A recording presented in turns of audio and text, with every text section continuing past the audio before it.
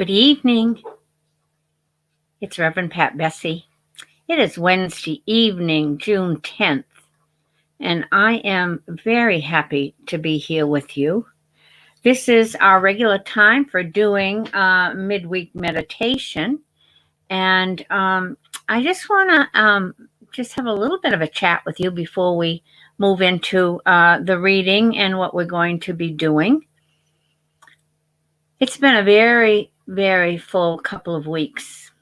And I know that not only with all that is happening in terms of the protests and rallies and all that's going on, we are still right smack dab in the middle of a pandemic. And I think everybody is getting pretty weary. So I just want to say, take time to take care of yourself. Take time to give yourself a little extra TLC, because even though we're at home, even though we're self-isolating or staying at home, there's still a need to be gentle with ourselves. Hi, Michelle. Yes, I'm speaking directly to you, honey. Take good care of yourself. I also want to share, we had a meeting, our Zoom meeting last Sunday evening, which was very well attended. And we were discussing the protests and rallies and all that is part of that. And out of that came a opportunity for us to go deeper, to dig a little bit deeper into what this means for us. What does being white mean for us? Because the majority of people, 99.9% of the people in our community are white. And so we have to take some time to look at what does that mean for us. And we have just the person that is going to help us do that. And that is Ryan Pauly. And Ryan will be offering a class that will begin on Thursday, July 2nd, and it will be for 4 weeks in July. And the name of it is, I'm going to put my glasses on for this, Spiritual Exploration of Privilege, Racism, and Allyship. And if you've just gotten your, I know you just got your hot thought tonight. When you open it, you will see the information about it, and you will see how you can register. It's going to be a Zoom class. And I tell you this because we're only going to be able to have 100 people in this class, and we're offering it to people within the Eastern region and within the Southeast region. So I really want to make sure that you folks get in and get your registrations. And so when you click on the link, it will ask you to put in some information, and then you will get a return email, and that will give you the link for the class. So put it somewhere that you can find it when it's time for you. I say that because I'm always going back, hurrying, scurrying, trying to find the email that has the link I'm supposed to have. So tonight I'm going to open us with a reading. And I think, again, it's very appropriate for where we are right now. And it comes out of the book that I've been using, I Am With You Always by Douglas Bloch. And this one tonight is Love Your Neighbor. Out of the consciousness of oneness comes the recognition of the oneness of humanity. Nonetheless, we mistakenly think that our interests are different from our neighbors and act to oppose the so-called enemy. But the division between us and them is a false one. Each individual is a cell in the body of humanity. If one part of the body is harmed, every other part experiences the pain. As the poet John Donne observed centuries ago, Any man's death diminishes me because I am involved in mankind. Let that sink in. Any man's death diminishes me because I am involved in mankind. So it is not unusual then that we are feeling the way that we are feeling when we are seeing the deaths that are taking place in our country. The time has come for us to realize that we are more alike than different, that the love that joins us is more powerful than the fear that divides us. A new awareness of the oneness of humanity is being born. With this realization, we can rise above our apparent differences and affirm our commonality as brothers and sisters of one human family. So the topic is love your neighbor. And so I'm going to ring the bell 3 times.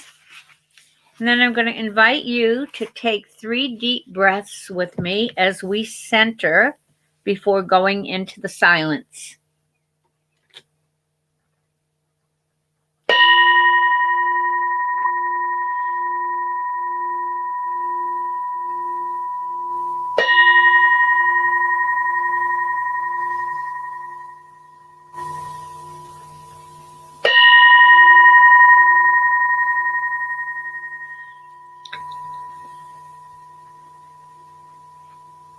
And now let us take in a very deep breath, breathing in, filling up your chest as full as you can get it. And then holding it for 3 counts. 1, 2, 3. Now let it go. Let it all go. And now let us go again, bringing in all that we can bring in. Filling us all up and holding it. 1, 2, 3. Let it go. And one last time.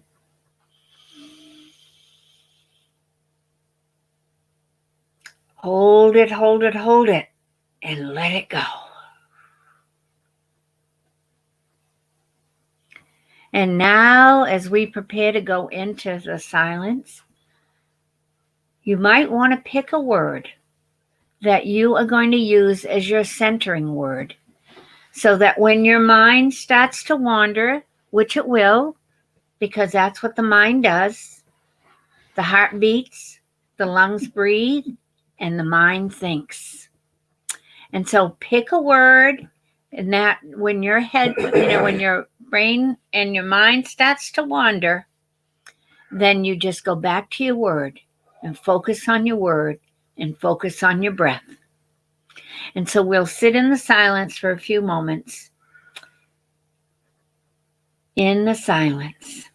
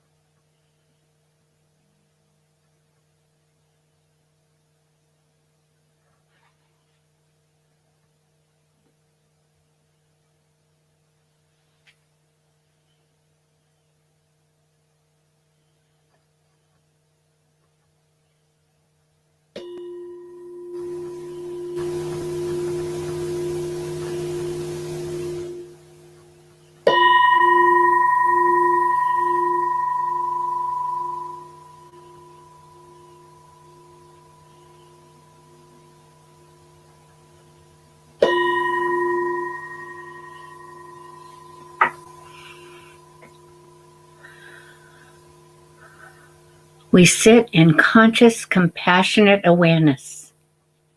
And remember that compassion for ourselves is the beginning of compassion for all.